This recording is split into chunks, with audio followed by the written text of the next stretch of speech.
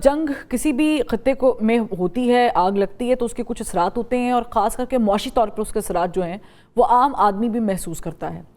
इसी पर बात करने के लिए मैं ब्रेक से वापसी पर ज्वाइन किया है हमारे मईशत है डॉक्टर खाकान नजीब साहब। बहुत शुक्रिया डॉक्टर साहब, आपने वक्त निकाला।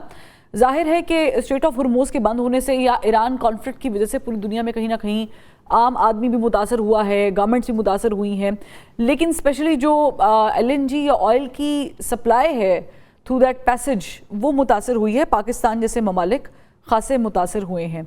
एक तो मुझे बताइएगा कि किस हद तक अगर ये मुसलसल बंद रहती है, नाकाबंदी रहती है अमेरिका की तरफ से भी और ईरान की तरफ से भी, तो कितना मुतासर होने का हमारे जैसे ममालिक के चांसेस हैं और किस हद तक हो सकते हैं?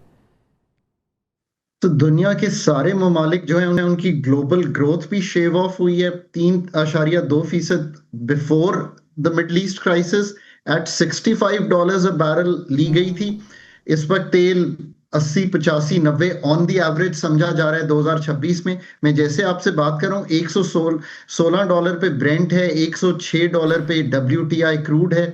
पाकिस्तान में भी ग्रोथ भी इंपैक्ट होगी। इन्फ्लेशन जो सेंसिटिव प्राइस इंडिकेटर है, आप जैसे 51 अशिया खुर्दोनोश खरीदती हैं, वो 14% पिछले साल से बढ़ा हुआ आया है पिछले फ्राइडे को, और ये वॉर से पहले 5% बढ़ रहा था। सो कीमतों में देखिए कितना रद्दोबदल आ गया है। अब ये जो सप्लाई चेन्स हैं वो डिस्टर्ब हो गई हैं। पाकिस्तान का फोर्स मेजोर हो गया है उन 8 कॉन्ट्रैक्ट्स पे जो UAE के साथ थे और ENI के साथ, UAE के साथ नहीं, कतर के साथ थे, और जो ENI इटली के साथ एक था वो भी फोर्स मेजोर में चला गया। सो एक तो कीमतें बड़ी देखी, एक इलेक्ट्रिसिटी की लोड शेड, क्योंकि 15% इलेक्ट्रिसिटी LNG से बनती है, वो देखा आपने। UAE ने $3.5 अरब आपसे वापस मांगे। इस वक्त जो इंपोर्ट बिल है वो $14 अरब का है सालाना हमारा। अगर 2026 में मैं पूरा देखूं तो ये कम से कम अगर 50% बढ़ जाए तो ये $21 अरब पे चला जाएगा। इससे हमारा बैरूनी खसारा और जो हमारी टर्म्स ऑफ ट्रेड यानी कि इंपोर्ट बिल बढ़ेगा।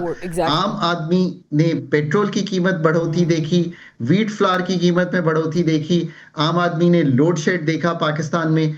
इसका हल और कोई नहीं है। स्पॉट मार्केट से हमने 18 सेंट पे खरीदी है इस वक्त LNG। ये हम 7 सेंट पे खरीद रहे थे जो लॉन्ग टर्म कॉन्ट्रैक्ट्स थे। पाकिस्तान के पास इस वक्त भी लॉन्ग टर्म ज़खायर इसलिए नहीं थे कि आपके वजीर ये आकर टेलीविजन पर बताते हैं that we have zero strategic reserves, which definitely mean के जो डेडिकेटेड इमरजेंसी स्टॉक पाइल है वो बड़ी क्रिटिकल सिचुएशन में है या नहीं है। तो ये थोड़ा समझने के लिए बताइएगा कि ये कितना वल्नरेबल है अगर ये होता है तो। मैं हमेशा कहता हूं कि energy systems in Pakistan are a governance issue, they are no other issue. Circular debt, stock नहीं है, प्राइसेस चेंजेस, ये सारे रैमिफिकेशंस हैं उस एनर्जी क्राइसिस के, जिसमें पॉलिसी साजी में कोविड के बाद, क्योंकि I have been with the government, ये एक कंसल्टेंट को काम दिया गया और उसने एक थद्दा बना के जरूर मिनिस्ट्री में रख दिया होगा पेट्रोलियम डिवीजन में कि ये काम किस तरह किया जाए। स्ट्रेटेजिक रिजर्व्स ये एक बिल्कुल फर्क चीज होती है। 224 दिन के हैं जापान के पास, मेरे ख्याल है 60 दिन के थे इंडिया के पास। पाकिस्तान में जो OMCs कमर्शियली मेंटेन करती हैं वो 4-5 दिन के क्रूड और 20-22 दिन का जिसे कहते हैं पेट्रोलियम प्रोडक्ट्स। हम 27-28 दिन के इन्हीं कमर्शियल रिजर्व्स के साथ वॉर में गए। इसी से हम सीखें कि अगर कोई ऐसा 10 मई भी हुआ तभी भी हमारे पास ये था। हमें जब ये शॉक लगा जो 1973 के बाद सबसे बड़ा शॉक है, तब भी यही पोजीशन थी। सो क्योंकि governance remains to be at the heart of all this, हमारे पास इस वक्त fuel conservation, reduced imports of oil, और जिसे मैं कहता हूं ना कि अपनी जिंदगी को बिल्कुल work pattern changes, mobility management, energy efficiency, public behaviour और मार्केट डिसिप्लिन, इसके अलावा कोई और चीज नहीं है। Medium term, not longer term, ज़खायर जरूर बनाएं। मैं एक आसानी से आपको बताऊं, ये जितने प्लांट्स बंद किए हैं उनके सारे जो ऑयल की रिजर्व्स हैं वो जगह पड़ी हुई है, वो इस्तेमाल कर लें। मतलब you would have to build, of course you would have to put in some kind of money, $1 billion plus आपको ज़खायर के लिए लगाने पड़ेंगे, लगाने चाहिए।